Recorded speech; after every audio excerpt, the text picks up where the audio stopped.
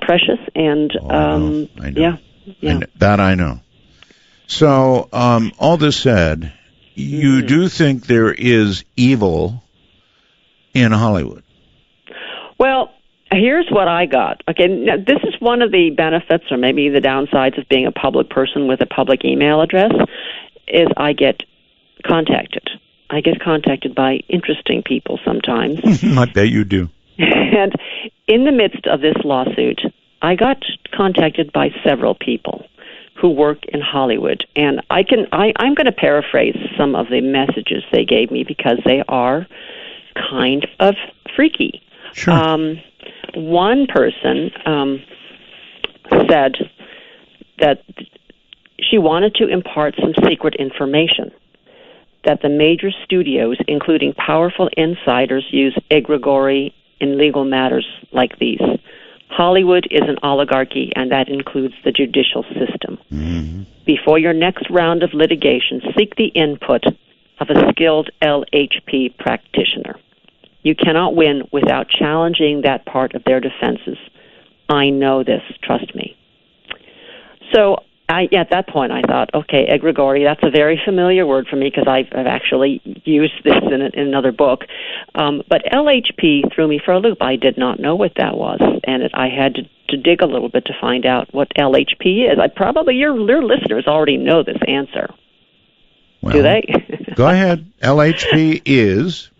It's I have. Let me find this wonderful. Here it is. I had to go to the internet to look this up. The left-hand path.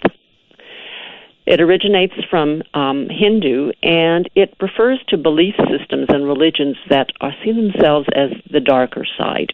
In other words, there are some definitions that say LHP is Satanism. And there is a quote I found somewhere that many LHP private and secret groups of an extreme nature to further the self in monetary power and influence terms will gather together. They are old boys networks, and membership is only granted to those considered to have attained a certain level of wealth and power. This is a cult. So I thought, oh, that's kind of creepy, but, I don't believe this stuff. And then I got other contacts from other different people, completely different people. Okay. Who said, here's one. And this, you just heard that person say something about egregore. Here's another one. I recommend you consult with a practitioner of the occult before you go round two with Warner Brothers. Yes. All major studios are protected by egregore. Again, that word. It's a system of demonic entities, the same power that surrounds the music industry. Do your research. Ask trusted friends.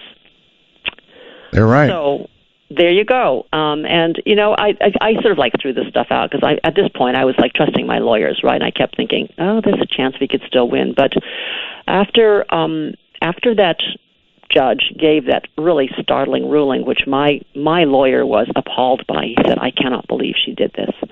And I've heard from multiple entertainment attorneys who said they are shocked by how my case turned out. Sure. And then hearing from all these people saying you can't win because you didn't go to the right practitioners, I am thinking, this is weird. Maybe it's worth a book, but it's also something that I've been thinking about for a long time. Well, so there you go. And so the question is, how much weight now, at this point, this late point, do you begin to put in those possibilities? I still don't. I mean, I entertain them because they give me a chill, and because sometimes I think I wouldn't be surprised if there are Satanists in Hollywood. I really would not be surprised. And there have been rumors about it for a long time that people sell their souls to become famous. Do I believe in it? No, I don't. But I believe that there are people in Hollywood who believe it. I believe that there are people in Hollywood who probably practice this sort of stuff because it's true for them. Well, I interviewed a very wonderful man named Father Malachi Martin. Mm-hmm. Father Martin identified the people you just spoke of, those who have sold their soul for fame, fortune, whatever, as the perfectly possessed. In other words, they have made a deal with essentially the devil, and they are getting what they want in this life, but there's going to be a price. So it's like Dr. Faust. Perfectly possessed. Yeah. He said he could actually recognize them when he saw them on the street. I've heard, that gets to something else. I've heard that from many, many of my readers because of another book I wrote. But no, this is the kind of thing where I've heard these rumors before about Hollywood. That if you look at certain movies, you can always find the tilted pentagram and hidden in various images. But it's something that late at night when you have a bottle of scotch in front of you with a good friend over the table, you can both scare each other to death. You can, and frankly, I kind of err on that side. I think that kind of evil does exist now. Man. Yes, and that's where the topic of that other book, The Mephisto Club, comes in. Okay, how so? Let's tantalize people. Get them. I know it just sort of falls into this whole question of evil, which I think is what a lot of people are fascinated by because we're afraid of it. We are like every other prey animal, as we have to pay attention to things that can hurt us. And I think this is particularly true for women and children in society. We feel vulnerable, so we pay attention. So anyway, the story about Mephisto Club came about because as I have this long-term question about what makes somebody do terrible things, and I happened to be browsing in a bookshop in Oxford, England, when I came across a copy of the Book of Enoch. Right. You probably know about it. Right. Yeah, it's a religious text which was not accepted as part of the regular Bible. It was probably written around the time that Christ was born.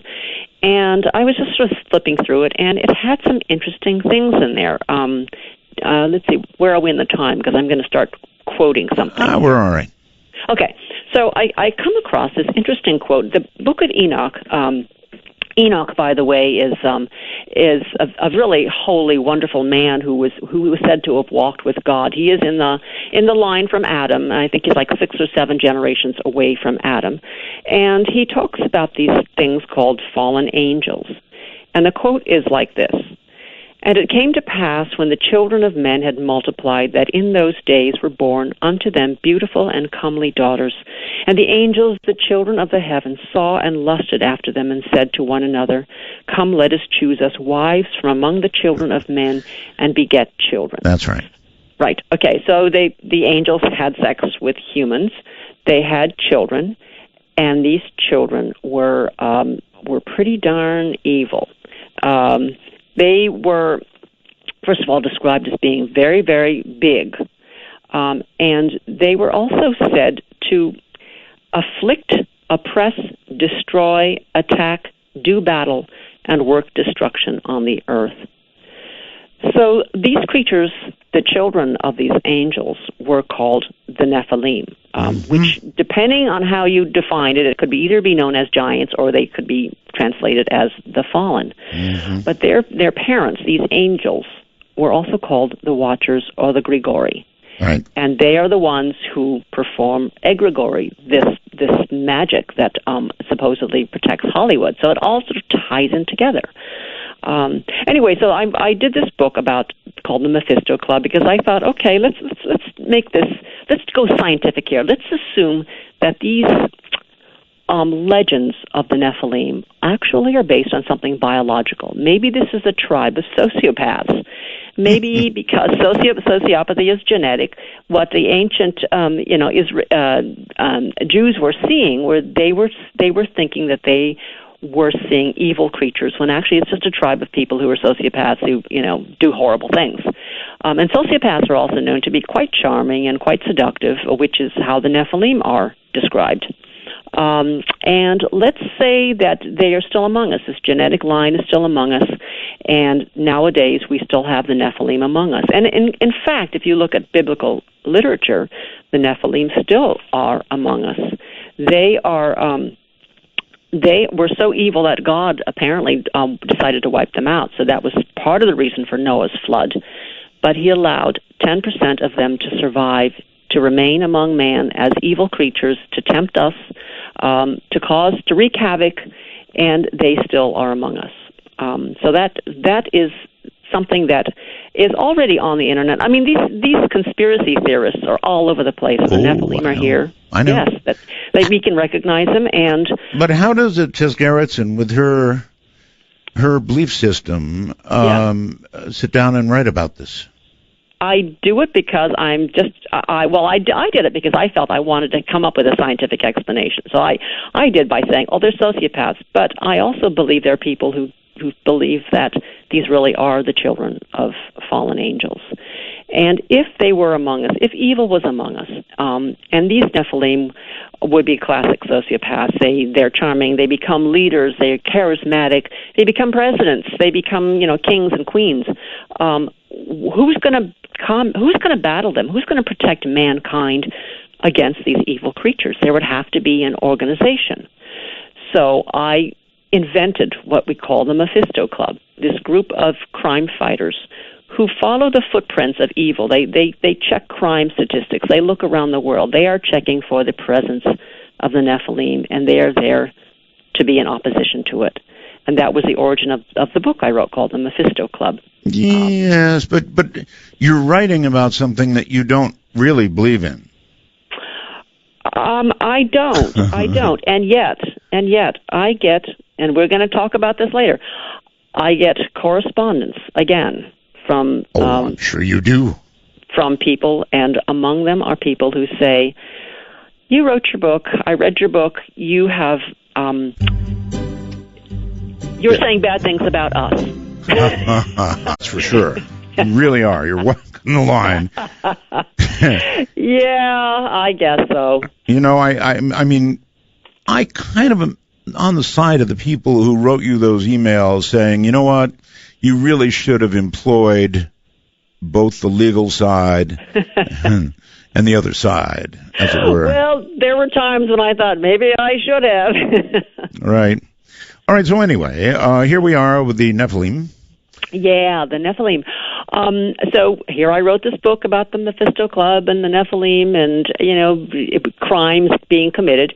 And I started to get these really interesting messages. What you did? Yes, of course I did. And some of them were, I have seen evil. I can recognize them. I know them by their eyes. Mm-hmm. That's one line I got a lot of those, and then we'll talk about some of those stories.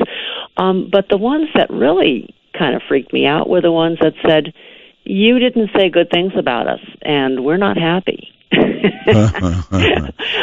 let me. Was that the worst of it, actually, or? Well, they tried to educate me, and one of them, somebody who says, I think this person is trying to say that she's part Nephilim. She says, trust me, you really don't want to annoy them or make any of them feel really threatened by masses of stupid humans. Not a good idea. Right. So from their point of view, and here we're going through history, and we're going through biblical texts that say they're bad, they're evil, they brought weapons, they caused wars, and the other side is that the Nephilim, or the self-identified Nephilim, are writing me to say those who write the history books tell lies, that we're the good guys. And you aren't hearing the other side of what's really the truth.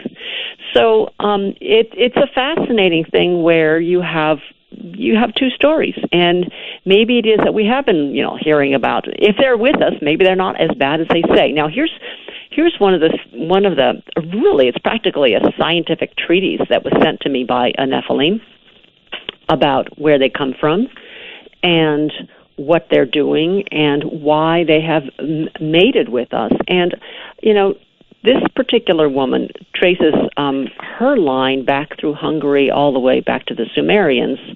And she says that around 70,000 years ago, there was a natural disaster. There was a volcano a super eruption in Indonesia. Have you heard about this, the Lake Toba super eruption? No, but I can absolutely believe it is extremely active there. Right. Okay. Well, in fact, there was an eruption 70,000 years ago that caused volcanic winter for 6 to 10 years and caused global cooling for maybe 100 years. It wiped out a lot of species, a lot of mammals, and in fact, when you look at human okay, right, I am familiar with that. They've got sampling and cores they've drilled that prove that. Right. So the human population, or what was essentially the human population, dropped drastically to maybe just a few thousand individuals. And when you look at human genetics, you do find that a lot of the Y chromosomes all originated with one individual somewhere around 70,000 years ago. So we were on the edge of extinction, according to not just this woman, but biologists. So this person said that's when the Nephilim stepped in and said, well, should we help the human race survive? Let's mate with them. And that's where she sees the legends coming through, is that they decided to mix their genes with us, and we were able to bounce back after that 70,000-year disaster. So by introducing their stronger genetics, they helped human race survive. But now they are facing the aftermath, which is, humans are not as good as we thought they would be. They cause they cause wars. They're horrifying things. Maybe every so often we should have a cull. And she says that diseases have been introduced by the Nephilim, like plagues. They introduce strife into areas that need culling or are considered morally bankrupt. Have you run into the infamous Planet X yet? No, I know about it, but I have not run into it yet. She says that they also introduce, natural disasters, and that the collapse of La Palma, which is that volcano off the Canary Islands, that will cause tsunamis, is going to be the next call. It's going to take out evil Manhattan. So they identify pockets of trouble by installing watchers, which she said, well, it's really eerie, but that's just like out of your Mephisto Club. The watchers are there. They have egregore networks. They're able to communicate with each other's minds. Don't annoy them, or you'll get into trouble. And that they are always constantly monitoring what human beings are doing. And because I guess we're considered the mass unwashed, that sometimes have to be taken out. So the general feeling is that the Nephilim are really here to keep an eye on Earth, to make sure we don't get out of control. But also they feel that they are victims because they are abused and they are persecuted by human beings. So that is that point of view. Okay, it's always the victim's point of view, right? You have to look at that side. Now, let's look at the human point of view, which is where I got most of my emails from. People who say, I can recognize them, I can see them, I can look into their eyes and know who's who. And I believe you've had a couple of guests who can see evil, right? I mean, you said that. Absolutely. Yeah. So I was, getting really kind of monitoring a lot of this stuff, but some of the personal stories that were told to me face-to-face by people I know really, really kind of freaked me out. Were you at all or at any point concerned for your personal safety?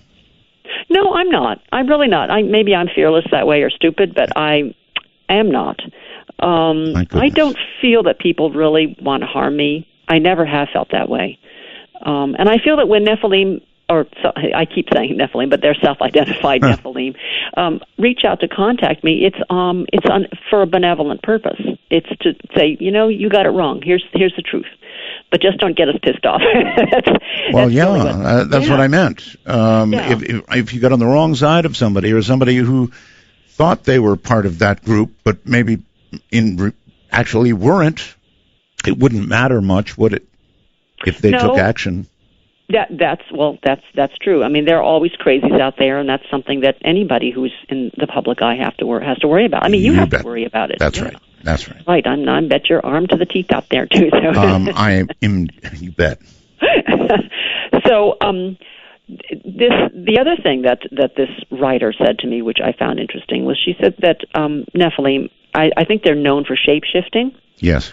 And their favorite animals are cats. Mm-hmm. Cats don't show their age, and they are able to sort of slip in and out very quietly. So that's one of the reasons they choose to shapeshift as cats.